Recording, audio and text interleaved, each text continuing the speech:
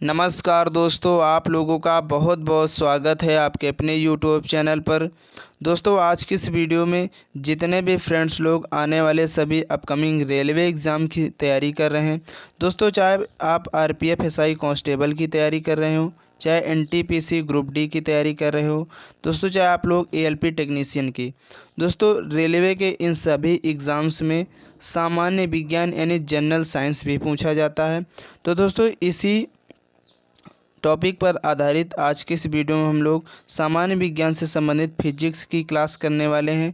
और दोस्तों आज के जो क्लास का पार्ट 1 कवर करेंगे। और दोस्तों आज के इस वीडियो में हम लोग मात्रक, बीमा, सदिश एवं अदिश राशियों से संबंधित कुछ क्वेश्चन डिस्कस करने वाले हैं। तो दोस्तों ये वीडियो आपके आने वाले एग्ज़ाम के लिए बहुत इंपॉर्टेंट होगी। इस क्लास से दोस्तों आपके 3 से 4 क्वेश्चन बिल्कुल क्लियर होने वाले हैं। तो आपको बिल्कुल भी मिस नहीं करना आज की वीडियो, और वीडियो को ज़रूर आप लोग एक बार शुरू से लास्ट तक पूरी देखिएगा। तो चलिए दोस्तों हम लोग स्टार्ट कर लेते हैं आज के इस सेशन को। दोस्तों आपकी स्क्रीन पर फर्स्ट क्वेश्चन है, कार्य का मात्रक क्या है? यानी दोस्तों जो कार्य है इसका मात्रक क्या होता है? तो दोस्तों जो कार्य का मात्रक होता है वो जूल होता है। तो दोस्तों जो कार्य का फार्मूला होता है तो W बराबर F.S। तो यहाँ पर दोस्तों जो W है ये कार्य को डिनोट करता है, और दोस्तों जो F है ये बल है, बल गुणे विस्थापन। S क्या है? ये विस्थापन है। तो दोस्तों बल गुणे विस्थापन, कार्य बराबर बल गुणे विस्थापन होता है। कार्य दोस्तों एक कैसी राशि है? तो आपको याद रखना दोस्तों ये एक अदिश राशि है, ठीक है। तो कार्य का मात्रक क्या हो जाएगा? जूल हो जाएगा।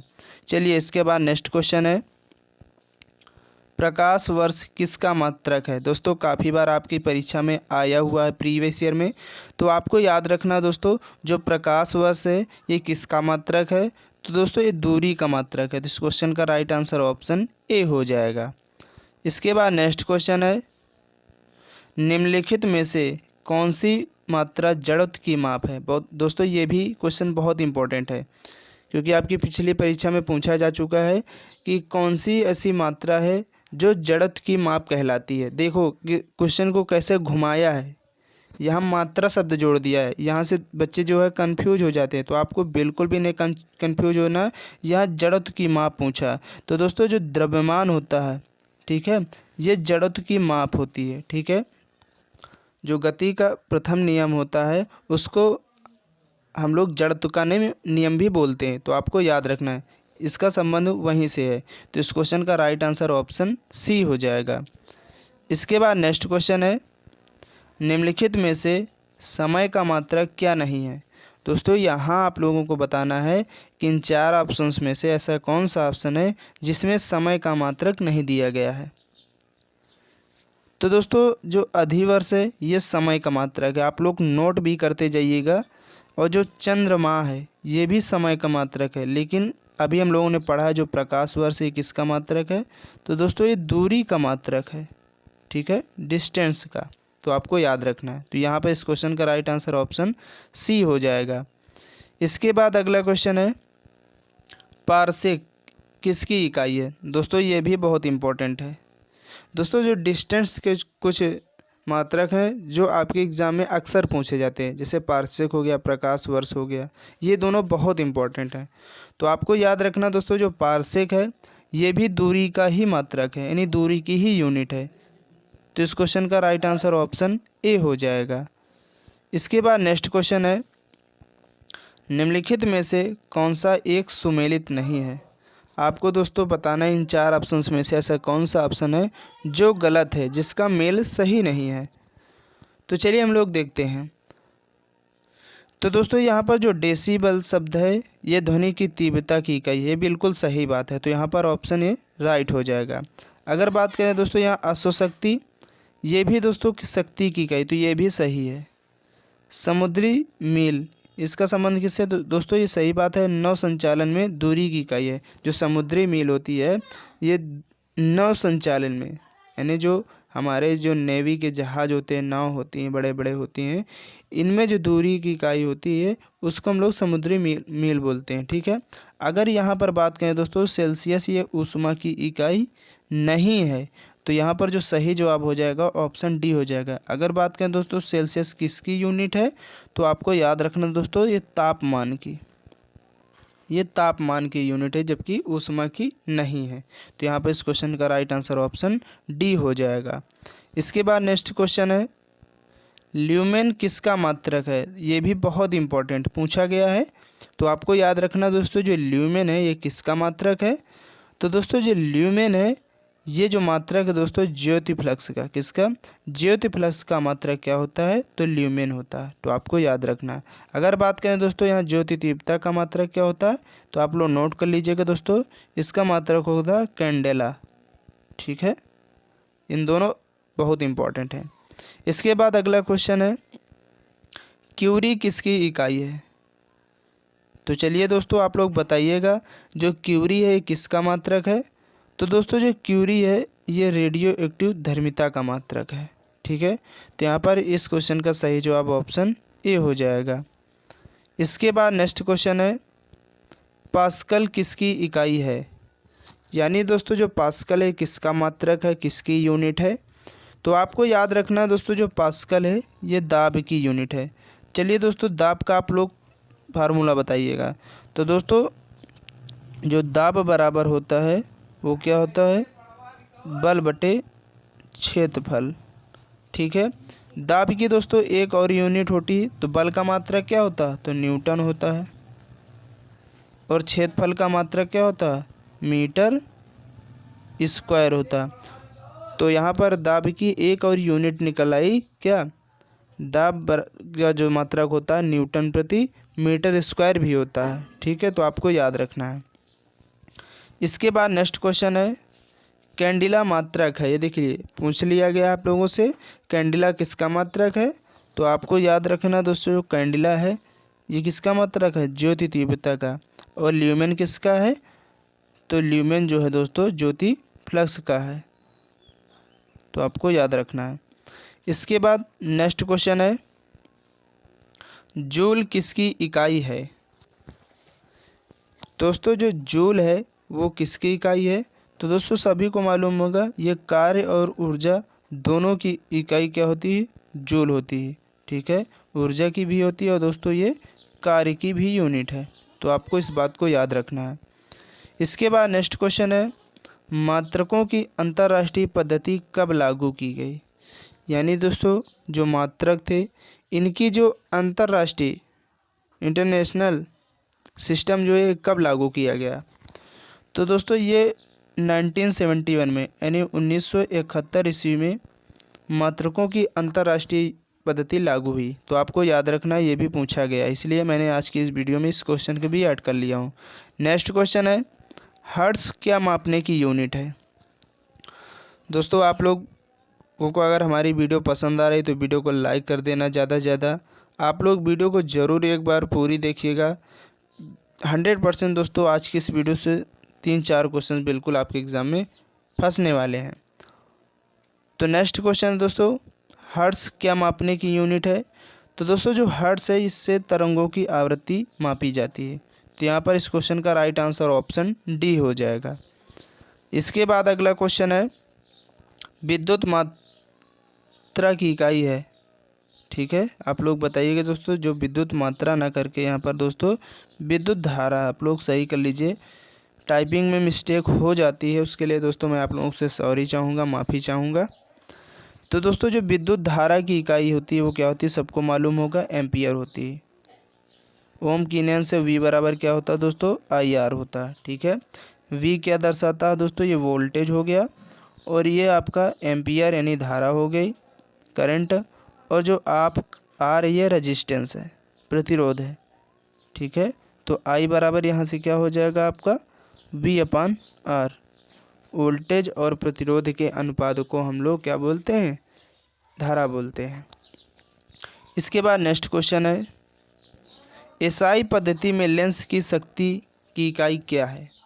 यानी दोस्तों एसआई पद्धति में जो लेंस की शक्ति का मात्रक होता है, यूनिट होती है, वो क्या होती है। तो आपको दोस्तों याद रखना है इसका जो मात्रक होता है लेंस की शक्ति का वो होता है डायोप्टर। तो यहाँ पर इस क्वेश्चन का राइट आंसर ऑप्शन बी हो जाएगा। इसके बाद अगला क्वेश्चन है, डेसिबल किसे नापने के लिए प्रयोग में लाया जाता है। तो दोस्तों हम लोग डेसिमल से क्या नापते हैं, तो आपको मालूम होगा वातावरण की ध्वनि यानी साउंड्स को नापने के लिए हम लोग डेसिबल शब्द का यूज करते हैं। तो यहाँ पर इसका राइट आंसर ऑप्शन सी हो जाएगा। इसके बाद नेक्स्ट क्वेश्चन है, एम्पियर नापने की इकाई है। यानी दोस्तों जो एम्पियर है ये क्या नापने की इकाई है। तो दोस्तों एम्पियर जो है ये करंट यानी धारा मापने की इकाई है, तो आपको याद रखना है। इसके बाद नेक्स्ट क्वेश्चन है, त्वरण ज्ञात करने का सही सूत्र कौन सा है।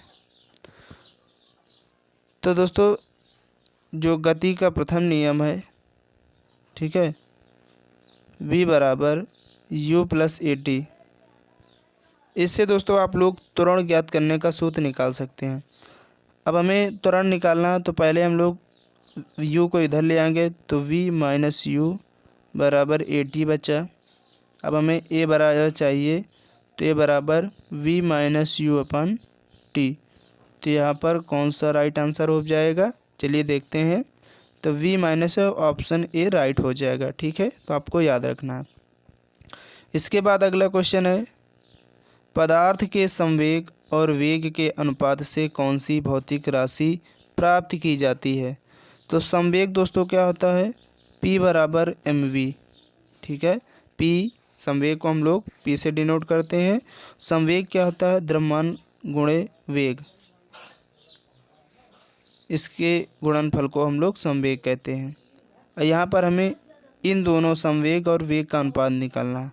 अनुपात का मतलब रेशियो में, तो यहाँ से p और v इधर आ जाएगा तो आपका m बचेगा।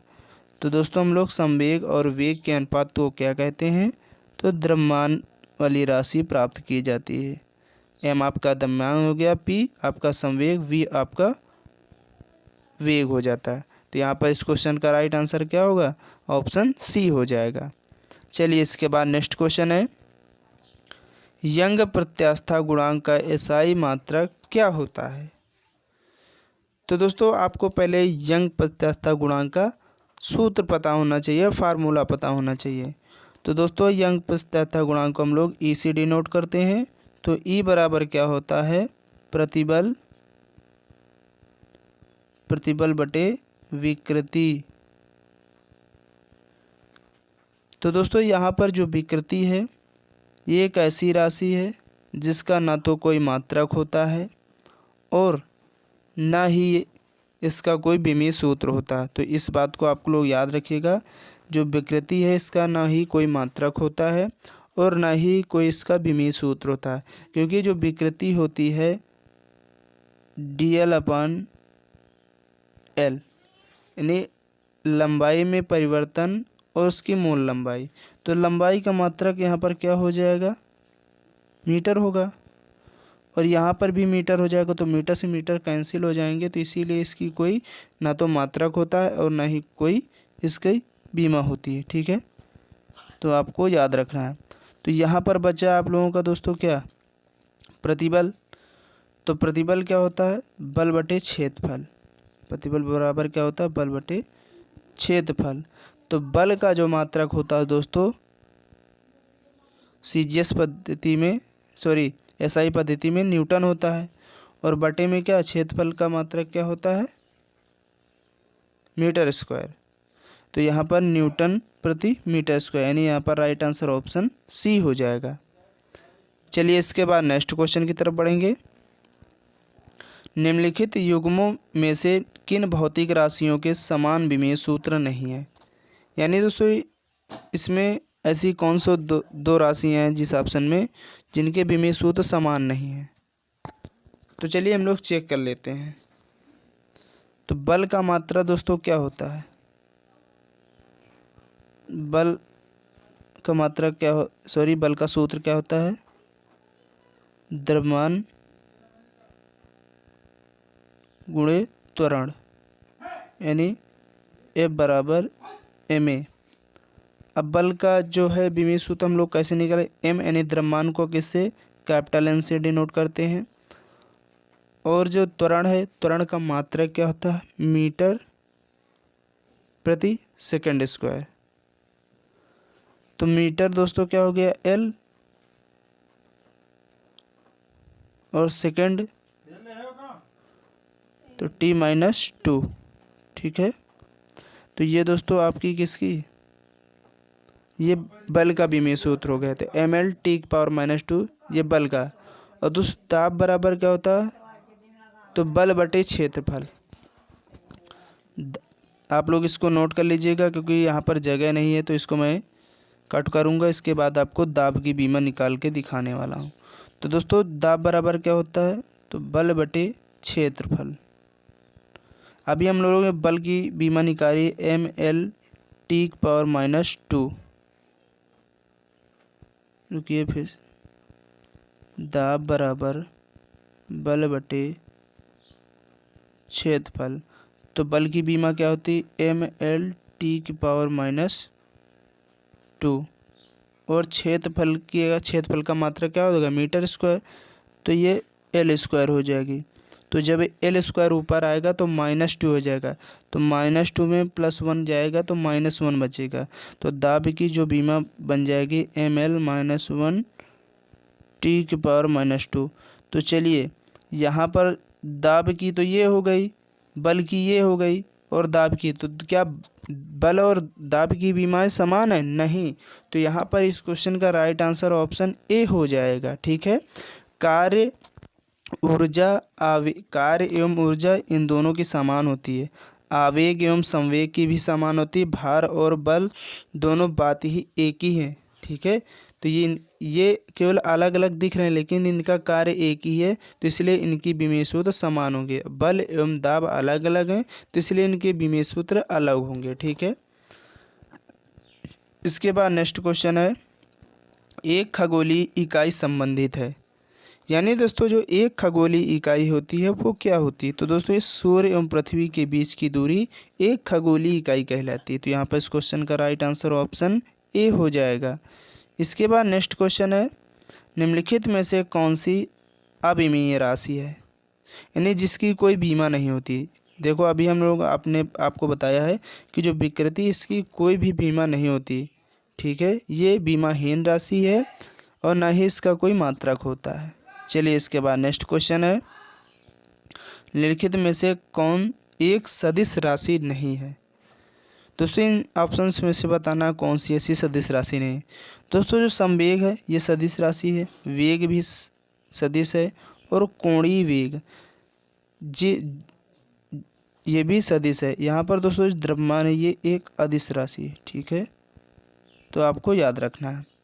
इसके बाद नेक्स्ट क्वेश्चन है, अदिश राशि है। तो दोस्तों अदिश राशि यहाँ पर कौन सी है, तो ऊर्जा, कार्य, ठीक है, आयतन, ये सभी अदिश राशि हैं। जबकि बल, आघूर्ण, संवेग ये दोनों क्या हैं, सदिश राशि हैं। इसके बाद अगला क्वेश्चन है, निम्नलिखित में से कौन सी एक सदिश राशि है। तो दोस्तों यहाँ पर जो सदिश राशि है संवेग क्या है, एक सदिश राशि है, तो आपको याद रखना है। और दाब, ऊर्जा और कार्य ये तीनों दोस्तों क्या हैं, अदिश राशियाँ हैं। चलिए इसके बाद नेक्स्ट क्वेश्चन है, निम्नलिखित में से कौन सी राशि सदिश नहीं है।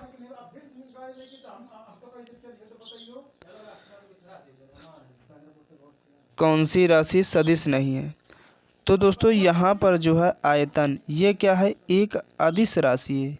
ठीक है, यही यहाँ पर पूछा है, कह रहा सदिश नहीं है तो अदिश बताना है।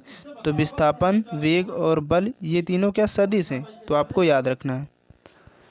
नेक्स्ट क्वेश्चन है, निम्नलिखित में से सदिश राशि है। तो दोस्तों यहाँ पर वेग क्या सदिश राशि है। इसके बाद आज की इस वीडियो का लास्ट क्वेश्चन है 30, त्वरण ज्ञात करने का सही सूत्र कौन सा है। अभी हमने बात किया है दोस्तों त्वरण ज्ञात करने का जो सूत्र हम लोग कैसे निकालेंगे, तो v बराबर u प्लस ए टी से। तो v माइनस यू बर ए टी। अब a बराबर क्या हो जाएगा, v minus you upon T. तो यहाँ पर कौन से ऑप्शन में दिया है, तो ऑप्शन ए इज़ राइट हो जाएगा। उम्मीद करते हैं दोस्तों आज की जो वीडियो आप लोगों को काफ़ी ज़्यादा अच्छी लगी होगी। तो आपको ज़रूर वीडियो को लाइक कर देना और ज़्यादा से ज़्यादा अपने दोस्तों तक शेयर कर देना इस वीडियो को। और जितने भी दोस्त लोग चैनल में पहली बार आए हैं, अगर आप लोग अभी भी चैनल को नहीं सब्सक्राइब किए हैं तो आपको चैनल को बिल्कुल भी सब्सक्राइब करना नहीं भूलना, ठीक है। तो चलिए दोस्तों, नेक्स्ट वीडियो के लिए जय हिंद, जय भारत।